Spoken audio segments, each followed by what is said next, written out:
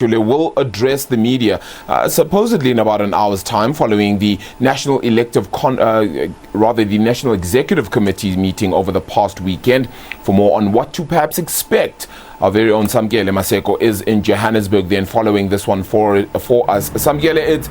going to be quite interesting then. Obviously responses to COVID-19 become quite a big question at this stage for the ANC.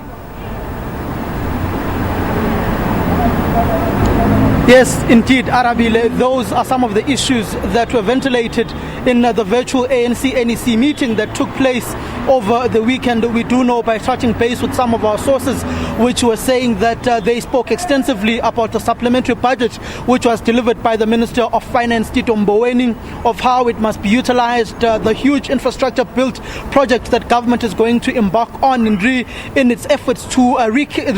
kickstart the economy again and to create the much needed jobs, but also some contemporary political issues taking place within the governing party. I hear you speaking about a national elective conference of the governing party, which many South Africans are eagerly waiting for in 2022. But at this point in time, one of the contentious issues is of the future of two suspended Limpopo officials, which would be Denim Caesar, the treasurer, and Florence Radzelani, the deputy chairperson, who are implicated in the looting and the defuncting of the VBS Mutual Bank, which was looted over 2.4 billion rands, which is a scandal that has plagued the African National Congress in Limpopo. The various comments being raised by various ANC NEC members. We do expect the Secretary-General of the ANC, Ace Magashule, at about 2 o'clock this afternoon to shed some light on those particular matters. And of course, ANC staff members here at Luthuli House, where we are outside, not having yet been paid their June salaries. Samkele, are you getting a sense then that they're finally willing to take responsibility for quite a few things? And when I say quite a few things, I'm talking about the trajectory of South Africa's economic sphere at this point in time, because, of course, the supplementary budget itself was one that was really based on ensuring that the right response was made, and one would hope that consultations were made with the ANC, especially the NEC in particular. And when it comes to the VBS saga, of course, a lot of questions being asked as to whether there will be any repercussions for those that are involved. Are you getting a sense that the ANC is trying to pull a hard stance on this one at the very least?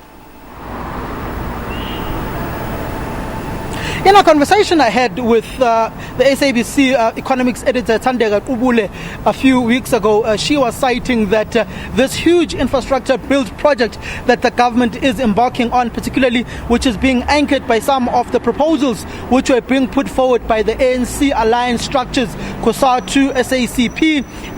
particularly, and the ANC's head of economic transformation, Enoch Godongwane, on how they are venturing in trying to reignite the South African economy. It looks as if they are taking some sort of accountability in all the wrongs that have been done in dilapidating and breaking down the South African economy. You'd remember that you've had the likes of Tito Mboweni, who's dubbed the years of former President Jacob Zuma as 9 wasted years. Even the president of the country and of the ANC, Cyril Ramaphosa, at some point at the World Economic Forum, echoing the same sentiments, particularly when it comes to a black hole which has been described, which is the power utility Eskom, which also got a relatively huge tongue lashing by the Minister of Finance, Tito Mboweni, in his supplementary budget speech, saying that the power utility needs to get its affairs in order, and how money is being pumped into ailing state-owned companies, or SOEs, particularly with now SAA and the Minister of Public Enterprises pulling out of that particular consultation with Labour, with trying to revive that particular airline, which they are now looking into forming a new restructured airline, which has been endorsed by the alliance structure. So it looks as if they are taking some sort of accountability, but at the same time speaking their usual leftist talk that jobs must be preserved and there must be no jobs bloodbath in the country, contrary to the views of the Minister of Finance, who also wants to trim and flatten the fat that is there when it comes to the public wage bill that Tito Mboweni has spoken about so profusely. Then you've also had the likes of the Minister of Public Administration, Senzo Mkhunu, who's tasked with that particular issue. So now you've got the issue of a political issue of VBS. You've got the president who's saying that you can't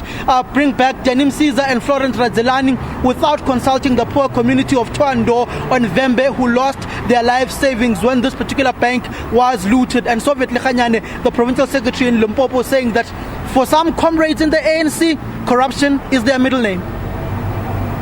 Yep, and it certainly sounds that way, considering what we've just heard from the Auditor General there, Kimi Makwetu, when it comes to the municipalities and the amount of money being lost there due to wasteful expenditure in particular. Samkele, we'll of course catch up with you throughout the day as we get word on that NEC briefing and more to have come out of that. Ace Magashule there, the ANC Secretary-General, will give us an update on that NEC meeting, and our very own Samkele Maseko will have more on that for